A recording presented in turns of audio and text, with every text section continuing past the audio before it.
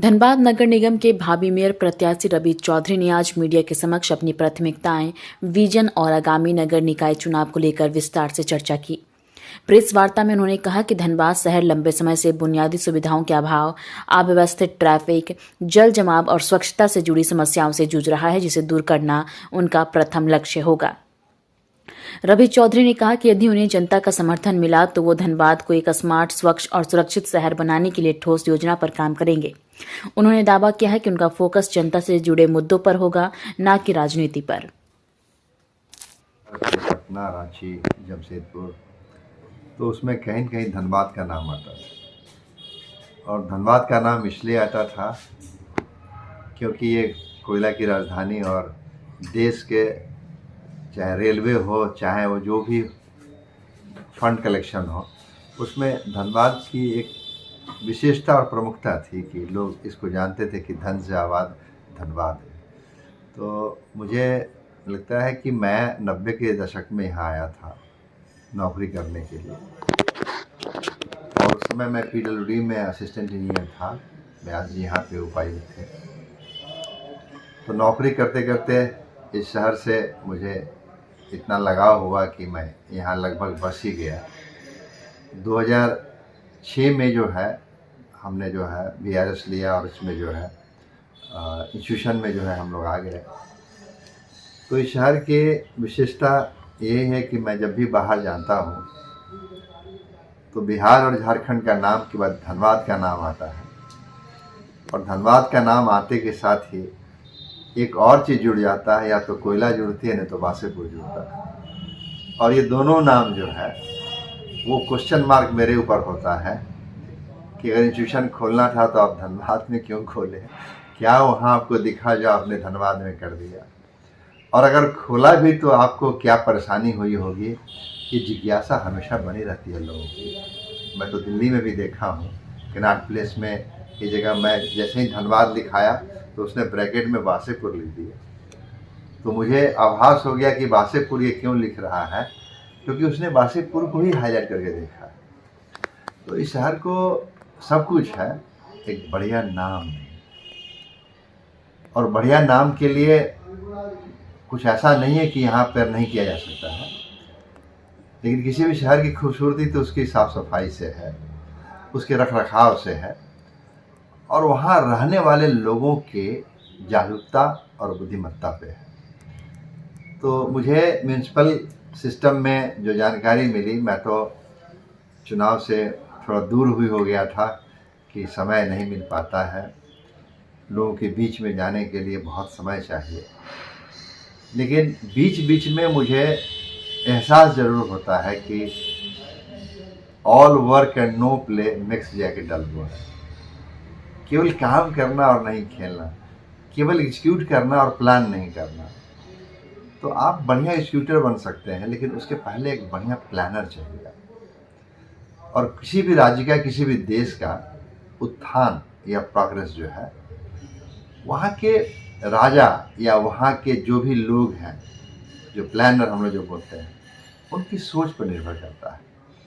तो धनबाद के मेयर का जो चुनाव का नाम आया तो लोगों ने मुझको भी कुरेदा कि आपका नाम कहीं कहीं आता है, लोग चर्चा करते हैं, आपके मन में है क्या।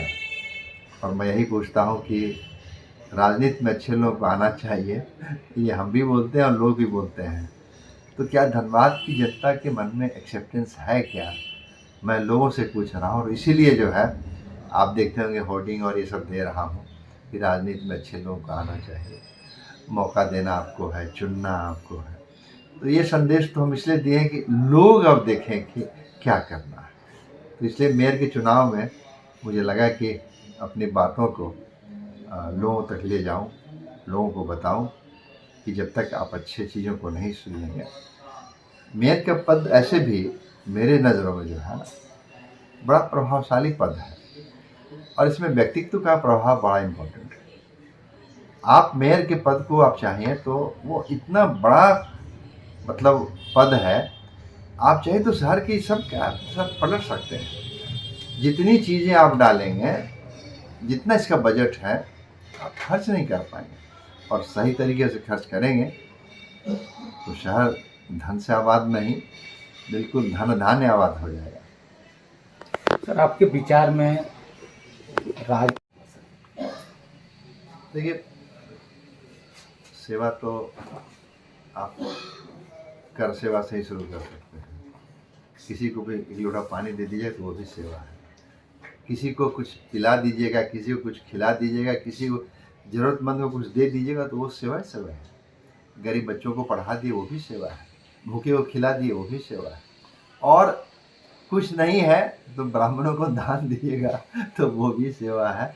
तो ये सेवा वो में ठीक है। सर, सेवा सर, लेकिन एक अच्छा समाज सेवी बनने के लिए राजनीति में आना क्या आवश्यक है? राजनीति में आने का एक ही मकसद है कि जब तक आप प्लानिंग नहीं करेंगे, और प्लानिंग कौन करता है? जो शीर्ष पे सत्ता पे बैठे हुए लोग। आप देखिए कि जिलाधिकारी चाहे तो जिला का तकदीर बदल सकते हैं, तस्वीर बदल सकते हैं। एक मुख्यमंत्री चाहे तो सारा बजट और सारा प्लान को जो है एकदम, आप देखिए योगी जी को एक से एक लोग हैं जो अपने कार्यशैली से और अपने दक्षता से विश्वास पैदा कर दिया है लोगों ने। तो मैं केवल योगी जी का नाम नहीं कहना चाह रहा हूँ, काफ़ी लोग हैं। आप देखिए, एक समय था चंद्रबाबू नायडू का, वो हैदराबाद को लोग सिलिकन सिटी बोलता था, लोग स्मार्ट सिटी नाम बोलता था लोग। भले वो जनता को लुभा नहीं पाए उस टाइम में, लेकिन हैदराबाद का आज भी जो एलिवेशन है वो उन्हीं की देन है। लोग कहते हैं कि हाईटेक बना दिया, लेकिन लोगों को कनेक्ट नहीं कर पाए। तो लोगों को कनेक्ट नहीं करने का मतलब क्या हो गया कि जब आप हाई प्रोफाइल में सोच रहे हैं तो आपका लेवल ऊपर ही ऊपर चला गया। और कनेक्टिविटी आती है, जो आप कह रहे हैं सेवा भाव से, आपको लेना नहीं है कि देना है, तो कनेक्टिविटी आती है। लोग बोलता है कि अपने नहीं खाते और हमको खिला रहे हैं। लेकिन जैसे ही आप हाई प्रोफाइल में काम करने लगते हैं, जैसे बोलते हैं कि आप देखिए कि आईटी हब बना हुआ है, तो इतनी बड़ी बड़ी कंपनीज है और सब टावर बना हुआ है, तो लोग आएंगे, काम आएगा, खर्च होगी, पैसा आएगा, तभी तो विकास होगा। आप अगर जीत जाते हैं मेयर के चुनाव में तो धनबाद को किस तरह से विकास करेंगे और किस तरह का धनबाद आप संजोगे होंगे अपने सपनों में? देखिए, जो मूलभूत सुविधाएं हैं, जिसको हम लोग बोलते हैं स्नान ध्यान करना, वो सब है, ये म्यूनसिपैलिटी का काम तो प्राथमिक वो है, साफ सफाई से लेके वो नाली और गली और रोड और ये और बिजली और पानी, ये सब चीज़ तो है। इससे शरीर का स्वास्थ्य नहीं बढ़ेगा, शरीर का चमक बढ़ सकता है, लेकिन हेल्दी होने के लिए, यानी आगे बढ़ने के लिए, आपके जो यहाँ के जो लोग हैं, जो बिलो पॉवर्टी लाइन है या जो एवरेज से बिलो या एवरेज में है, मैं बहुत हाई प्रोफाइल की बात तो नहीं करूँगा, तो जब तक यहाँ के बच्चे पढ़ेंगे नहीं तो वो कोयला कटर ही बन जाएंगे, वो मजदूर ही रह जाएंगे। और मजदूर का लेवल तय है कि इतना रुपया तेल में मिलेगा या इतना रुपया महीने। तो प्राइमरी चीज़ जो है यहाँ के बच्चों की पढ़ाई का, और मैं तो पूरे झारखंड और बिहार की बात करता हूँ, आधा से ज़्यादा बच्चे केवल मैट्रिक पास है, आधा से ज़्यादा। उससे ज़्यादा कॉलेज पास हैं जिनकी डिग्री है लेकिन नॉलेज नहीं। 10% बच्चे हैं जिनके माँ बाप पढ़े लिखे हैं या जागरूक हैं, उनके बच्चे जो है पढ़ के डिग्री ले रहे हैं, सर्टिफिकेट ले रहे हैं और बाहर जा कर के अपने आप को प्रूफ कर पा रहे हैं। ये 10% से उत्थान नहीं हो सकता। 10% से किसी भी राज्य की प्रगति की नींव आधारशिला या स्तूल नहीं दिखाई पड़ सकती। वो जो एंटीना जो है वो केवल ये दिखलाई पड़ेगा कि हाँ यहाँ कुछ कर रहे हैं, यहाँ कुछ हो रहा है। 90% आप केरला के लोग को देखें, सब 100% लिटरेसी है, बेवकूफ़ लोग हैं वो लोग। मिनिमम जो है दुबई में जाके नौकरी करता है, सब लोग जो है गल्फ में जाके काम कर रहा है और पैसा दे रहा है। आपके यहाँ क्या है, दिल्ली जाता है, हमारे यहाँ क्या है, गुजरात जाता है, वही 300 है, वही 400 है, वही 500 रुपया है। तो जीवन का स्तर को ऊपर लाने के लिए कहते हैं किसी देश को कमजोर करना है तो वहां के लोगों को अनपढ़ छोड़ दीजिए, वहां गोली वोली मारने की जरूरत नहीं है, वहां बम गिराने की जरूरत नहीं है, अनपढ़ बना के छोड़ दीजिए, सब लड़ और मर के खत्म हो जाए। एक चीज़ और जानना चाहेंगे, अभी वर्तमान समय में हमारे यहाँ शिक्षा पर जीएसटी, क्या इससे जीएसटी से देश का उत्थान हो सकता है, खासकर शिक्षा पे? देखिए, सही मायने कहा जाए तो शिक्षा और चिकित्सा फ्री होना चाहिए, वो ह्यूमन राइट है। आपने बच्चे को जन्म दिया तो आप नहीं तो सरकार सुनिश्चित करे कि ये बच्चा पढ़ेगा। आप मतलब माँ बाप, पहले माँ बाप की जवाबदेही है कि आप जिस बच्चे को जन्म दिए हैं वो पढ़ने के लायक है और उसको आप पढ़ा रहे हैं। अगर आप नहीं कर पा रहे हैं तो सरकार को ये जवाबदेही लेनी चाहिए, और इसका प्रोविजन है आपके म्यूनिसिपैलिटी में भी, नगर निगम में भी। ये म्यूनिसिपल स्कूल्स हैं जिसमें आपको खोल करके फ्री में पढ़ाना है। तो माना कि आपके पास स्कूल नहीं है, लेकिन आप यहाँ के बच्चों को स्टाइपेंड दे देते। अगर डिनोवली की फीस है 1200 तो 1200 बच्चों के खाते में देते या स्कूल के खाते में देते। नहीं सर, ये तो खाते में देने की बात अलग, लेकिन हम, मेरा सवाल ये है, क्या शिक्षा पे, जैसे आपने कहा शिक्षा पे क्या देश को जीएसटी लानी चाहिए थी या इसको नहीं लानी चाहिए, ये सवाल है मेरा सर। देखिए, मैं तो फ्री कह रहा हूँ, टैक्स कहाँ कह रहा हूँ, मैं तो जैसे कह रहा वो हूँ। आप कह रहे हैं सर, बहुत सारे म्यूनिसिपैलिटी हैं, सरकारी विद्यालय, लेकिन शिक्षा पर जो जीएसटी नहीं। आई है सर, एक लाइन का सवाल है। हाँ, मैं तो इसके पक्ष में नहीं हूँ, न शिक्षा पे न चिकित्सा पे। चिकित्सा में भी मैं यही कहता हूँ कि जो जन औषधि केंद्र है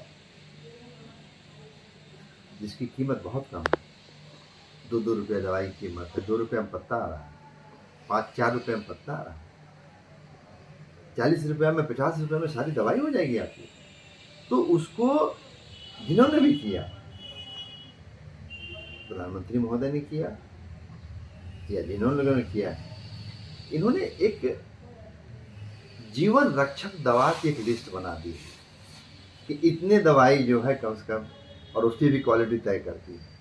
तो आपके यहाँ बन रहा है, उसको हम लोग समझ नहीं रहे हैं, सिस्टम समझा नहीं पा रहा है, ये दवा कमज़ोर है, ये खाएंगे तो ठीक नहीं होंगे, चाहे जो भी कारण बता देंगे। तो अब जब डरा देंगे कि इस घर में भूत रहता है। सर, जन औषधि क्या तो बहुत सारा विज्ञापन चल रहा है, समझाने का लोग जबरदस्त प्रयास कर रहे हैं, लेकिन जनता नहीं समझ पा रही, तो समझाने वाले की गलती है। जरूर, इसलिए तो मैं कह रहा हूँ कि अगर इसी म्यूनिसिपैलिटी में अगर क्लिनिक मोहल्ला खोल दिया जाए, जो चल रहा है दिल्ली वगैरह में तो चल ही रहा है, आप वही जन औषधि केंद्र तय कर दीजिए। किसी भी जांच केंद्र को, जैसे लालपेट है, जैसे मेडी ब्रिज है, जो जितने भी हैं, आप एक को, सबकी कीमत है 20 रुपया में खून जांच और फलाना जांच, सबका है। उसमें भले 200 रुपया टैग होके आ जाता है, जिसको आप जीएसटी कहिए या जो सर्विस टैक्स कहिए, कीमत तो 20 रुपये ही है। तो अगर म्यूनिसिपैलिटी अगर तय कर दे कि पैथ लैब का सारा जांच ये करेगा मोहल्ला क्लिनिक में, और इसकी कीमत जो है ये म्यूनिसिपैलिटी दे दे, तो दवाई फ्री हो जाए, जांच फ्री हो जाए और डॉक्टर भी फ्री हो मगर जाए। सर, आपका कहने करते घुमा फिरा के जो जीएसटी है वो सरकार के संस्थान बेयर कर दे या स्वयं बेयर कर लें? बिल्कुल, एक ही मकसद है ना, आप जो लोगों को ले रहे हैं तो उसी को खर्च कर रहे हैं उसमें। आखिर टैक्स जो सिस्टम जो सरकार जो लेती है, आप गौर से देखिए, म्यूनसिपैलिटी जो टैक्स लेती है वो क्या करती है, उसी सर्विस में उसको खर्च करना, जल हो, साफ सफाई हो, सड़क हो, नाली हो, शिक्षा हो, प्रशिक्षण हो, चाहे वो दवाई हो, तो ये सारे टैक्स तो उसी के लिए हैं। अगर आप उनको उसी रूप में सुविधा दे रहे हैं, चाहे आप ऐसे खाइए चाहे आप ऐसे खिलाइए। सर कोई दिक्कत आखिरी नहीं। सवाल है, धनबाद की जनता को आप मेयर प्रत्याशी, भावी मेयर प्रत्याशी के रूप में आ रहे हैं, धनबाद की जनता को आप क्या संदेश देना चाहेंगे? मैं यही कहूँगा कि राजनीति में अच्छे लोग को आना चाहिए, और मेयर का एक पद एक सम्मानित पद है, एक बड़ा हम लोग बोलते हैं कि प्रभावशाली पद है।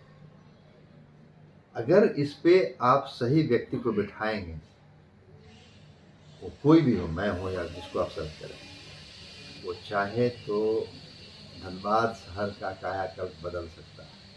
और केवल ये पानी और बिजली और साफ सफाई नहीं, ये तालाब और गार्डन नहीं, मैं तो 2 पॉइंट को बार बार कह रहा हूँ कि बच्चों की पढ़ाई और बीमार की दवाई जो है अगर आप फ्री करा दीजिए तो बीपीएल और एपीएल का सिस्टम ख़त्म हो जाए, ये सारे लोग उस मोहल्ला क्लिनिक में लें, लाभ उठाएं। आपके परिचय से। मैं रवि चौधरी, मैं पेशे से अभियंता हूँ और केके ग्रुप इंस्टीट्यूशन का जो है चेयरमैन हूँ। धन्यवाद।